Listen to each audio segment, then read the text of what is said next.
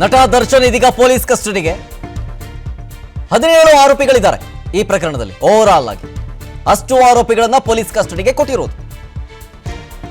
So ತನಿಖೆ ಈಗ ಬಿಗಿಯಾಗಿ ಸಾಗುತ್ತೆ. ಸೂಕ್ಷ್ಮ ಪ್ರಕರಣ ಆಗಿರೋದ್ರಿಂದಾಗಿ 24ನೇ ಎಸಿಎಂಎಂ ಕೋರ್ಟ್ನ ಜಡ್ಜ್ ವಿಶ್ವನಾಥ್ ಸಿ ಗೌಡರ್ ಅಷ್ಟು ಜನ ಆರೋಪಿಗಳನ್ನ ಪೊಲೀಸ್ ಕಸ್ಟಡಿಗೆ ಕೊಟ್ಟಿದ್ದಾರೆ. ಪೊಲೀಸರು ಕೂಲಂಕುಷವಾಗಿ ಪೇನ್ ಟು ಪೇನ್ ಡೀಟೇಲ್ಸ್ ಅನ್ನ ಹೊರಗೆ ತರ್ತಾರೆ.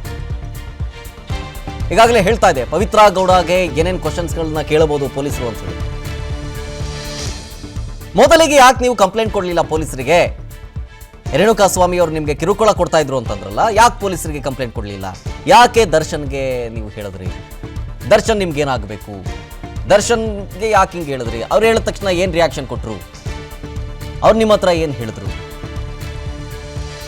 ಸೊ ಅವ್ರನ್ನ ಕರೆಸ್ತಾ ಇರೋದು ಅಂದ್ರೆ ರೇಣುಕಾಸ್ವಾಮಿನ ದರ್ಶನ್ ಅವರ ಸ್ಥಳಕ್ಕೆ ಕರೆಸ್ತಾ ಇರೋದು ನಿಮಗೆ ಗೊತ್ತಿತ್ತಾ?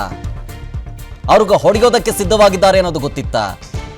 ಹೊಡೆದಾದ್ಮೇಲೆ ಆತ ಸಾವನ್ನಪ್ಪಿದ್ದಾನೆ ಅನ್ನೋ ವಿಚಾರ ನಿಮ್ಗೆ ತಿಳಿತಾ? ತಿಳಿದಿದ್ರೆ ಯಾರು ತಿಳಿಸಿದ್ರು ನಿಮ್ಗೆ?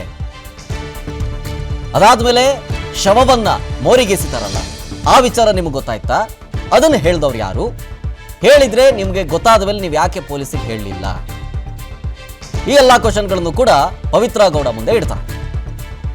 ಸ್ನೇಹಿತರಿಗೂ ಕೂಡ ಅಷ್ಟೇ, ಅಥವಾ ಅವರ ಗ್ಯಾಂಗ್ ಮೆಂಬರ್ಸ್ಗಳಿಗೂ ಕೂಡ ಅಷ್ಟೇ. ಏನಾಯ್ತು ಸ್ಥಳದಲ್ಲಿ ಕಣ್ಣಿಗೆ ಕಟ್ಟಿದಾಗೆ ಹೇಳಿ. ಎಷ್ಟು ಜನ ಹೊಡೆದ್ರಿ ಸೇರ್ಕೊಂಡು? ಎಲ್ಲೆಲ್ಲಿ ಹೊಡೆದ್ರಿ? ಎಷ್ಟು ಬಾರಿ ಹೊಡೆದ್ರಿ? ಹೊಡಿಬೇಕಾದ್ರೆ ಆ ರೇಣುಕಾಸ್ವಾಮಿ ಏನೇನ್ ಮಾತನಾಡ್ತಾ ಇದ್ದ? ಅವರ ಉಸಿರು ಎಷ್ಟೊತ್ತಿಗೆ ಚೆಲ್ತು ಆಚೆ? ಉಸಿರು ಯಾವಾಗ ಬಿಟ್ಟ ಅವನು? ಅದಾದ್ಮೇಲೆ ನೀವೆಲ್ಲ ಸೇರ್ಕೊಂಡು ಏನ್ ಮಾಡಿದ್ರಿ? ಶವವನ್ನ ಸಾಗಿಸೋಕೆ ಯಾರು ಪ್ಲಾನ್ ಕೊಟ್ರು?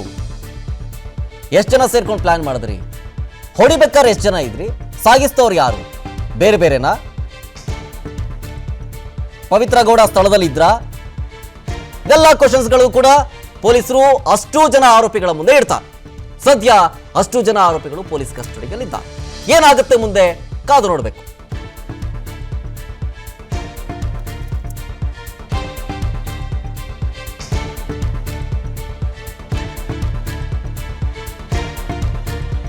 ಈಗಷ್ಟೇ ಹೇಳ್ತಾ ಇದೆ ನಟ ದರ್ಶನ್ ಅವರು ಒಂದು ಸಿನಿಮಾ ಪ್ರೆಸ್ ಮೀಟ್ನಲ್ಲಿ ಮಾಧ್ಯಮದವರು ಕೇಳಿದ್ರು ಪ್ರಶ್ನೆಗಳನ್ನು.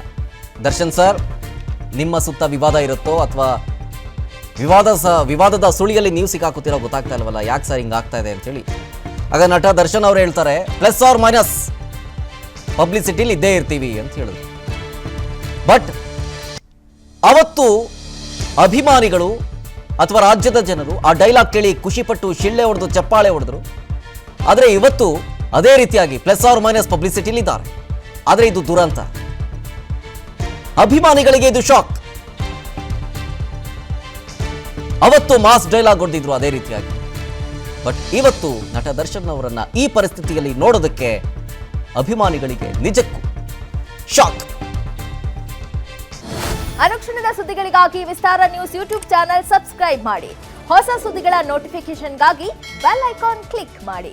ಲೇಟೆಸ್ಟ್ ಅಪ್ಡೇಟ್ಸ್ಗಾಗಿ www.vistaranews.com ವೆಬ್ಸೈಟ್ಗೆ ವಿಸಿಟ್ ಮಾಡಿ.